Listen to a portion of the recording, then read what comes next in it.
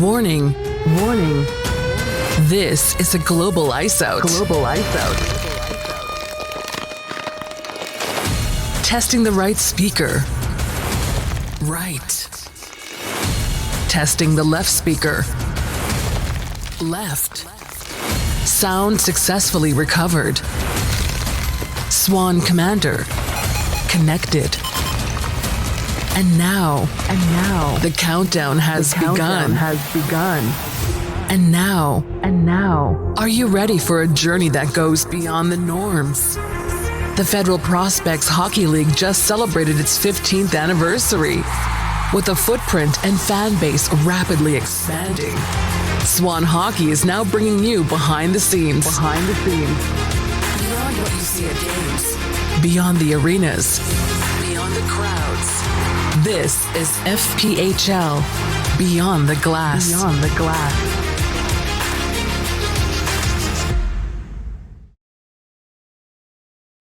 What's going on, guys? Welcome back. We are rolling right along here on FPHL Beyond the Glass.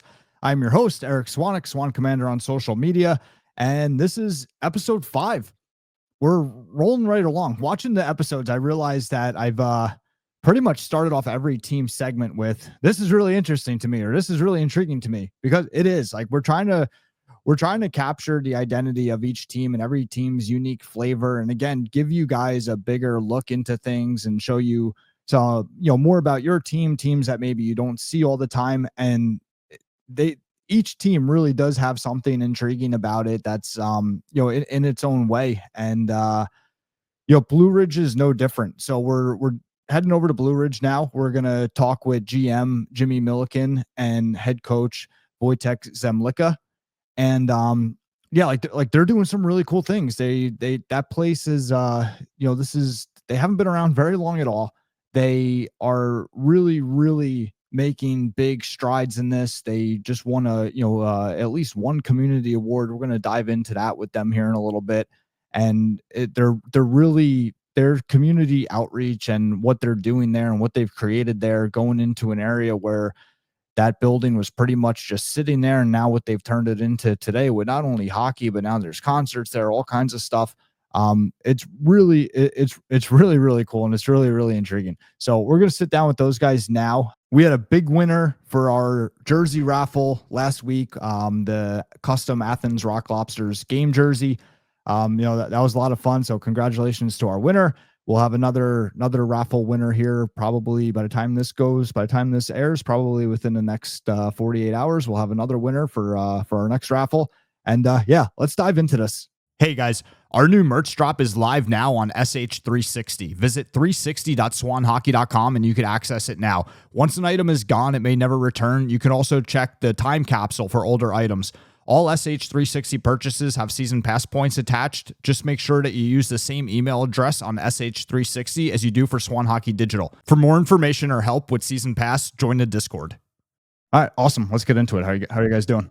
Hey, how you going? How you doing, Swan?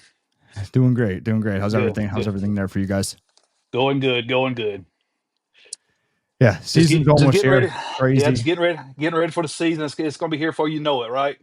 Yeah, absolutely. And I want to get into kind of player developments, that kind of stuff with you guys. But first, let's talk about what you guys are doing in the community. Obviously, you just received a pretty big award recently. Why don't you tell us a little bit about that, Jimmy? Yeah, so we didn't even know we was up for the award, actually, and we got a call from the county saying we won this prestigious award. That was from the Southwest Virginia. It's the most outstanding attraction. Some of our competition was people like the Bristol Motor Speedway in Bristol, Virginia, from local baseball teams, the casino that's at the Hard Rock Casino that's in Bristol, also all the way down to Roanoke. So, I mean, it covered a wide spread of Southwest Virginia, and we're pretty happy about that, and we're real humbled to get that award. So that was a good thing, and that's a testament to what we're doing, right? We're our staff is working hard every day, our coaches out working hard every day, the players. So it's a team award, and we're very humbled by it. Yeah, and that's awesome. Congratulations. And it just shows like things are accelerating there, which is a common trend around the league.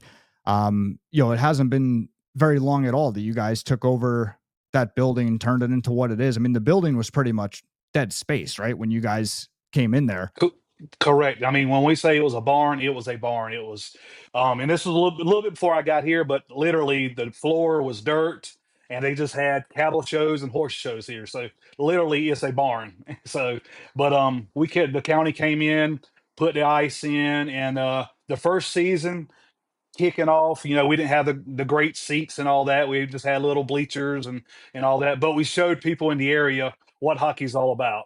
And we got out to the communities and the players got out and they're very accessible. And that's what we pride ourselves on.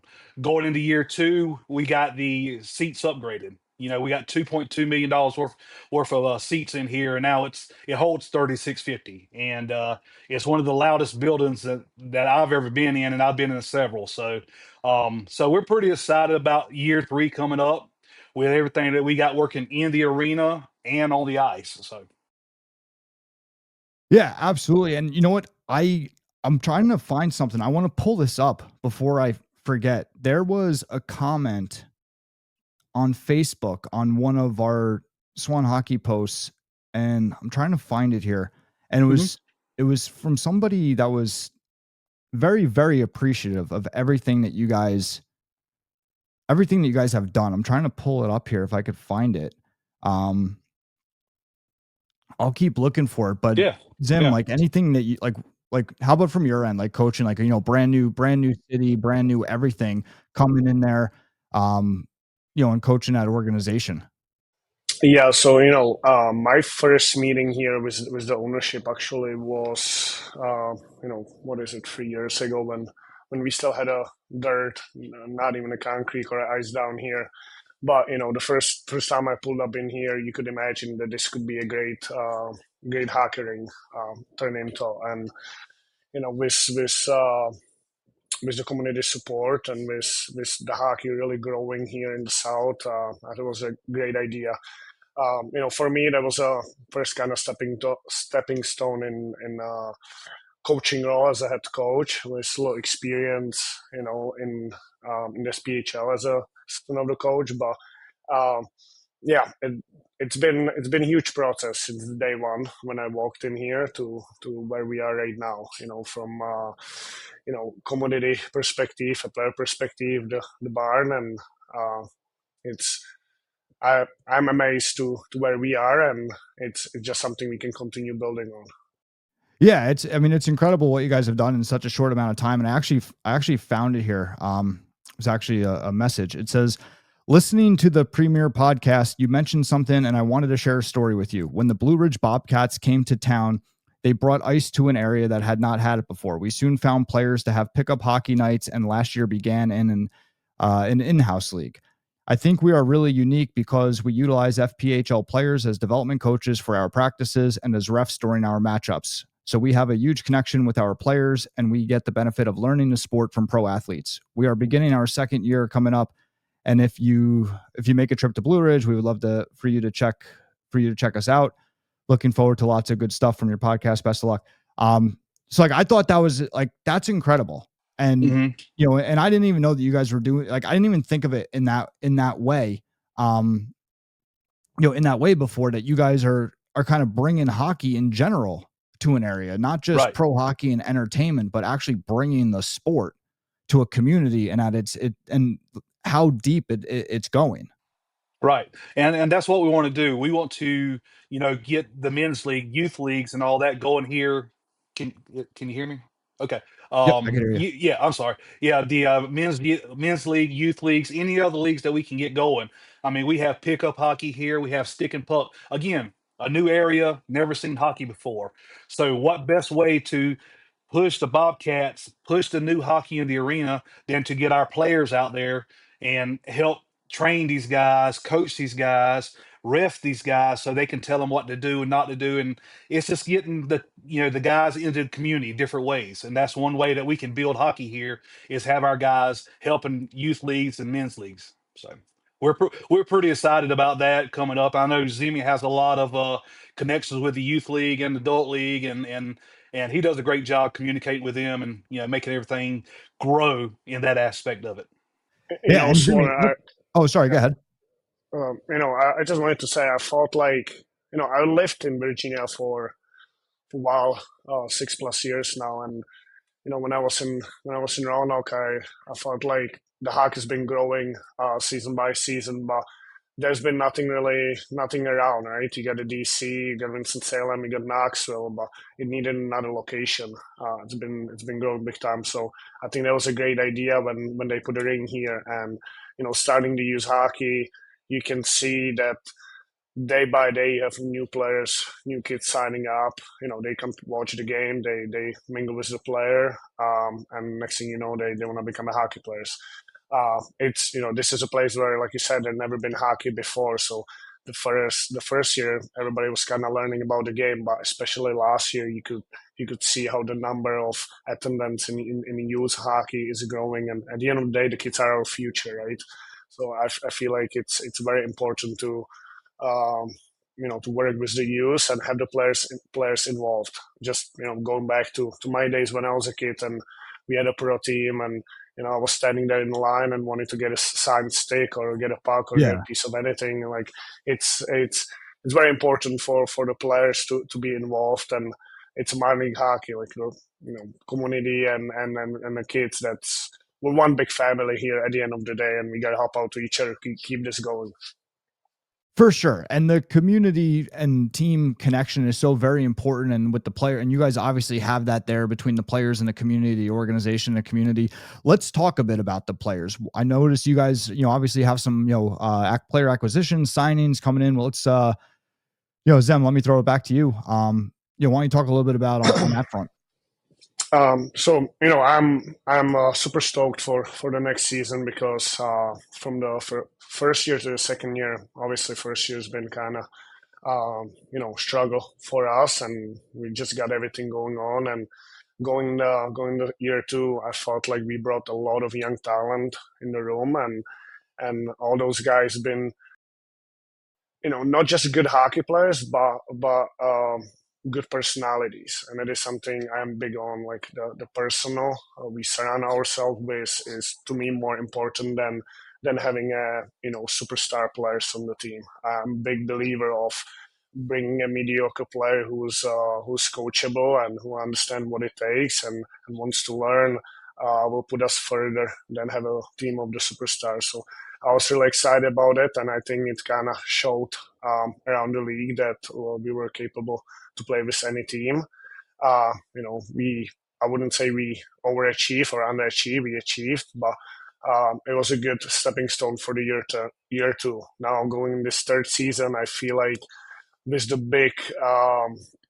the larger group of the returners coming back, and most of those guys were rookies last season, now going their second season. Now they understand the expectation, they understand the league. They understand what is it to be a pro, and play in the Fair Prospect Hockey League will help us to become even a better team. This, on top of that, we did acquire some big names coming in, like for example, Kyle Heitzner. Is a guy who's been around the league, and he's to me, is one of the best players in the league. I think he's a guy, 200-foot guy who can score goals, who doesn't mind to play gritty or drop the gloves. He's kind of a guy who will chip in any role, make our team better. And I can go down the list. There's been a lot of the names what we brought in. There's more names we're gonna bring in, but I'm just very excited to have the core of the team. That's something I didn't have from the year one to year two. Now from year two to going to year three. Last season acquiring Mercurio, that's another guy who's a leader in the room on the A's. Just that's where it all starts to me. Having a good core of the group, the guys to be bought in, the guys go by what I preach. I feel like playing as a team, being cohesive group is gonna help us to make it somewhere. Yeah, and that's awesome. And another thing I didn't even really think about, like this is kind of the first time having a core, right? Because you spent the last couple of years building that, right? Like it was first couple of years, it's like, okay, what does it mean to be a Bobcat? What does it mean to play for Coach Zem? What does it mean to all these things? What does it mean? Now that there's that identity, there's that core, there's the returners that are able to help the new guys along instead of everybody theoretically being a new guy and trying to find their way and again find the identity. So that's yeah, very, very, very interesting. And I'm excited to see how that translates, to this season. And Zem, like one thing that always sticks out about you to me is your attention to the development. I think that, in all of, like I've dealt with a lot of minor league pro teams, you always stick out to me in my mind in terms of player development and how much you actually do care about not only winning, but truly developing the players. And Jimmy, I want to throw it to you. Like, you've obviously, been in, worked with, worked for a bunch of teams. Correct. What's that been like with, working with Zemi now compared to, some different mentalities in the past? Yeah, I've been with several. Of course, everybody knows my past. I've been with the Thunderbirds, and the COVID year, and I went to Binghamton and started, helped start that, and you know, to me, some of the coaches, Andre Nietzsche was good about this as well. He wanted to develop players as well. He's a guy that I seen that he could take a young and mold them into a good player.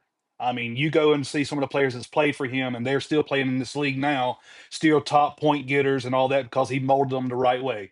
Well, Zimi is, kind of that same breed. I've seen players come in from year one to year two, and Zimi mold them into kind of where he wants them to be, and now you can see how they develop. You can see how other leagues call us and say, "Look here, we need a guy who can do this, who can do that." And Zimi's like, we got this guy here. One thing I do see about Zimi that I really appreciate is he does take every call from ECHL, other leagues or whatever. He takes those calls and he don't hold back. He calls the player in his office and tells the player, "This is what I got." And a lot of coaches don't do that in this league. A lot of team owners don't do that in this league. We want to see people develop. We want to see people move on, and that's one of the biggest things. And again, I was like I said, I was with Andre in Carolina, and I've been around some few coaches, but to me, Zimi is one of the best coaches I've ever been around. He's a player's guy. He's willing to take every second of the day to sit down with a player and talk to him to if they got any questions. And when the player walks into that locker room, you should see our board. It's full of everything that every player needs to know about the other team. And that's the first guy I ever seen that. So, like I said, I think Zimi does well in recruiting, and he does very well in developing. And that's one of the big pieces that we're successful here in Blue Ridge. Yeah, and there's a lot of value to that because I mean, and it might be surprising to a lot of people. I mean, I would say there's not a league on this planet where coaches pick up the phone every time for higher level Exactly. teams, all the Yeah, way down to like junior hockey, where they preach that it's all about the kids. They that's still, right.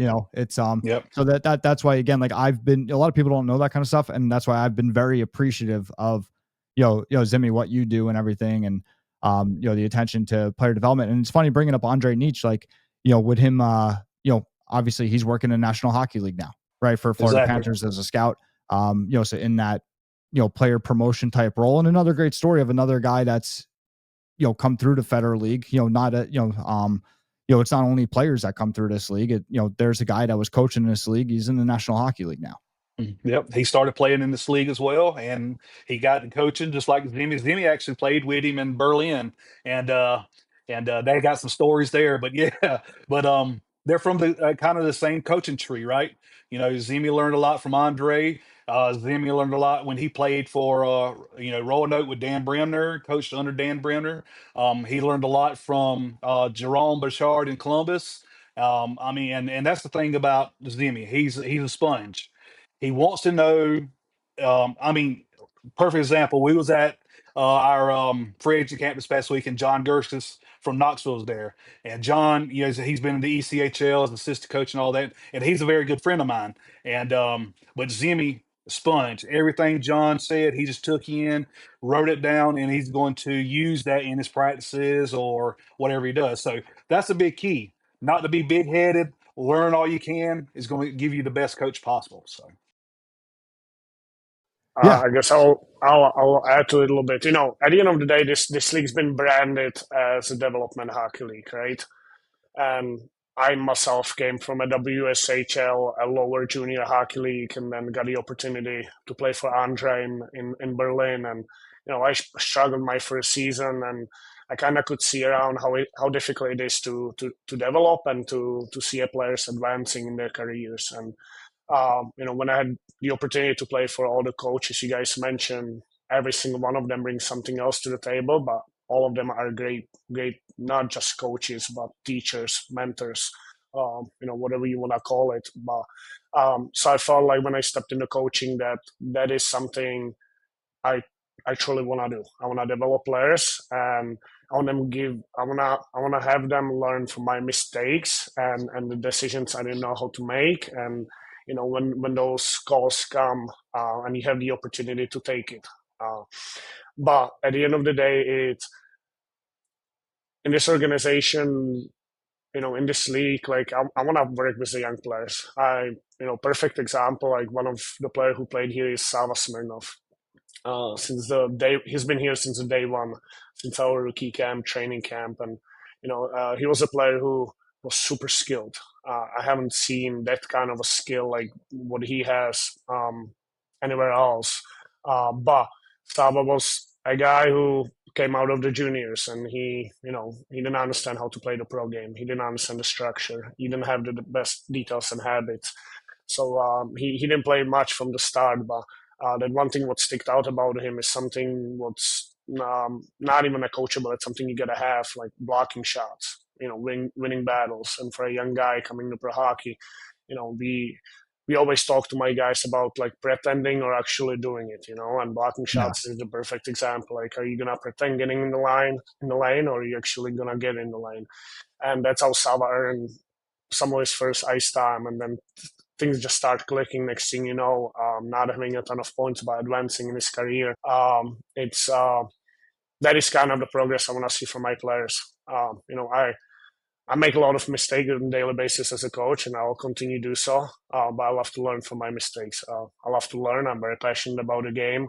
I understand that I need to continue developing as a player management as far as the coaching in order for my players to develop, because the game is growing, the game is changing, and there is just so much to learn, and I don't think there's enough hours in the day as how much I would like to spend just reading, watching, learning from other coaches, so I can, whatever I learn, I can give to my players. Because at the end of the day, in all honesty, playing in the SPHL, like when I played, I wish I had the knowledge of the game what I have right now. I wish I had somebody to pull me aside and explain me the things the way I try to explain to the players. Sometimes I feel like I'm doing too much, and we could see on our play last season when there was a certain games when we were too predictable because everybody felt like we have to play one in a certain way. And I take all the responsibility on myself. But also then when we play the top teams in the league, like you have a Binghamton, Athens, Carolina, Columbus, we've been able to play against players with better resume than our guys, and we've been able to win those games. So I feel like there's been a good process as far as the development, and seeing the guys wanting to come back, and loving what we do for them here, as far as the development goes, and that goes from having a strength conditioning coach they see twice a week, doing a video sessions pretty much on a daily basis, having a skill practices, just continue studying the game. At the end of the day, I tell my players, I want you to be a student of the game. Because a lot of us we make it to a pro and we think we're done. We don't need to develop anymore. We think when we become a professional hockey players, your hockey IQ can't get any better. But I feel like that's the biggest mistake in minor league hockey or in professional hockey. You can continue learning, can continue improving, but it's not gonna happen over the weekend. It's not gonna happen over the week. I ask my players to get 1% better each day, no matter it's a game day, it's a day off, or it's a practice day. Let's get better. No matter it's a reading, being on the ice, being in the gym, whatever that may be, but work on your development, because it goes beyond just hockey, right? It's gonna go into life eventually. So yeah, and on that note, what let's talk a little bit about like so you mentioned that core before, that core that you've built and are continuing to build.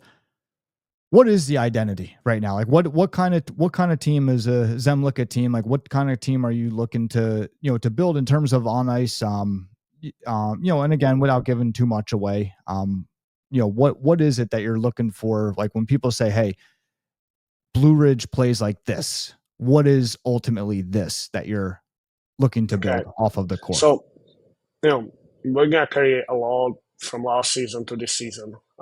We're a hard team to play against. When we need to bring on the physicality, we'll bring on the physicality.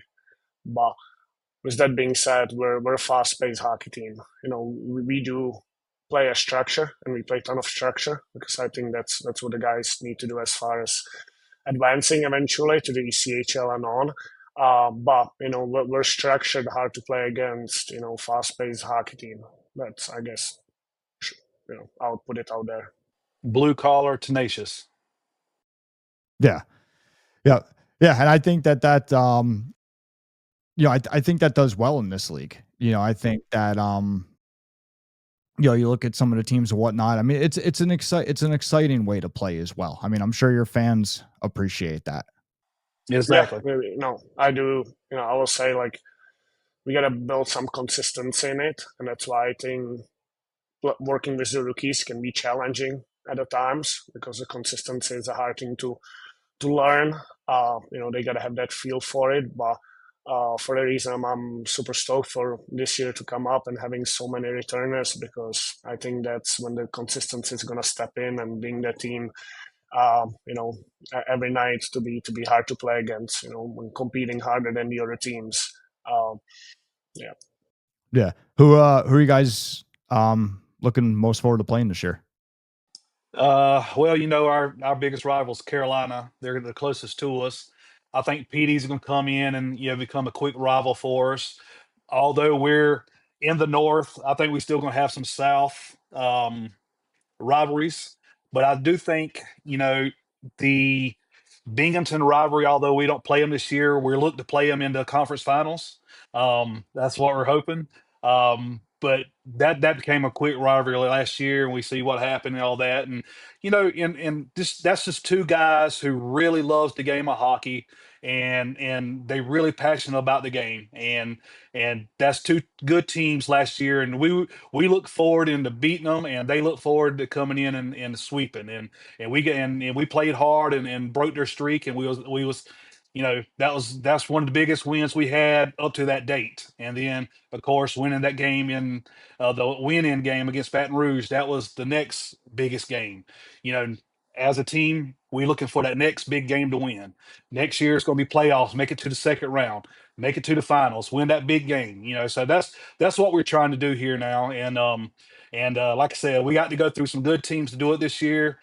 Me and you talked about this off the air. This league it seems like it's not taking a single jump every year. It's taking 2, 3 jumps a year in player wise and player talent and all that. And this league now is just the best I've seen it so far. And just by the Yeah. signings and everything, it's going to be a crazy year this year, I believe, with the player signings that's out there. And the talent level is doubled this year, I believe. So. Yeah, Yeah, for so for for, for sure. I don't think there's going to be too many teams sticking out this season. I think the league's going to be so competitive that doesn't matter who you play, who's on the schedule ahead of you. It's going to be a good matchup. So the better team's going to win. Like Jimmy said and you said, with the players who are coming in this league, from when I played in this league or when I came here to coach, it took a strides forwards. A ton. So this year everybody should be excited to watch this league, because you guys they're gonna see some really good hockey. Not just physical wise, but also like the Talents. skill, talent, and talent wise, it's gonna be up there. Yeah. And Jimmy, last question for you. What are you looking forward towards this year in terms of, from an organizational standpoint, maybe some more things in the community or with the fan base, just the organization in general? Yeah, well, I mean, at the end of the hockey season last season, we had our big meeting, and we come in and you set goals for this season. And I believe setting goals is a big part of being a successful organization. Right now, we're on pace of doubling our season tickets, which is good. Yeah, it's We're on awesome. Yeah, we're on pace to probably be 30% more in corporate. We were wanting to be 25, so right now we're on pace to be 30. So we're beating our goal there.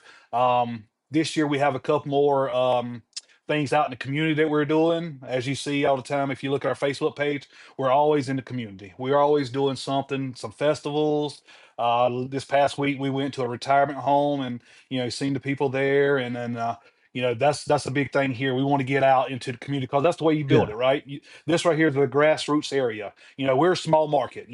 Withfield's 8,000, probably the county surrounding. We're probably about 100,000 people, and as well as I do, and that's a small market compared to other places.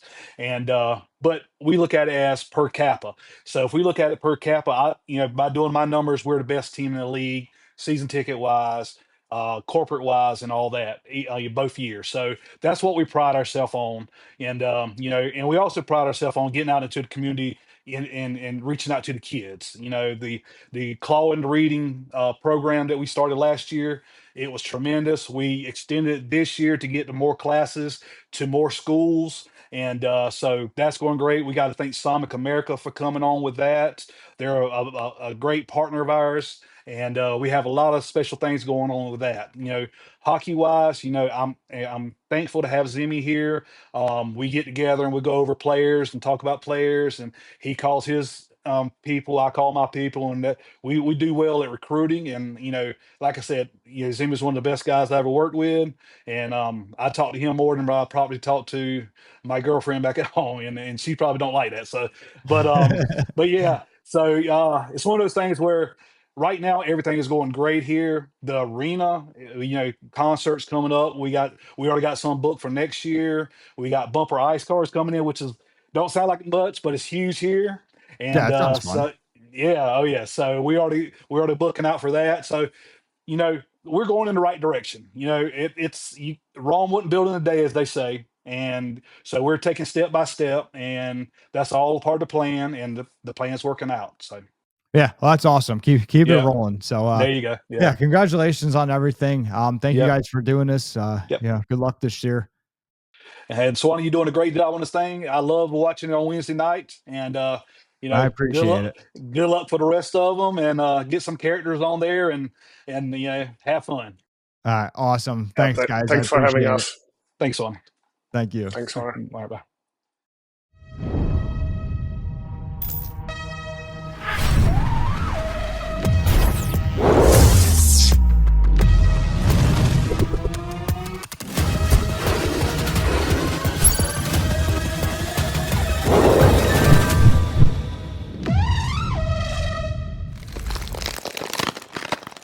All right, and there you have it. There's your Beyond the Glass look into the Blue Ridge Bobcats. Let's do our proof of attendance point code or token code.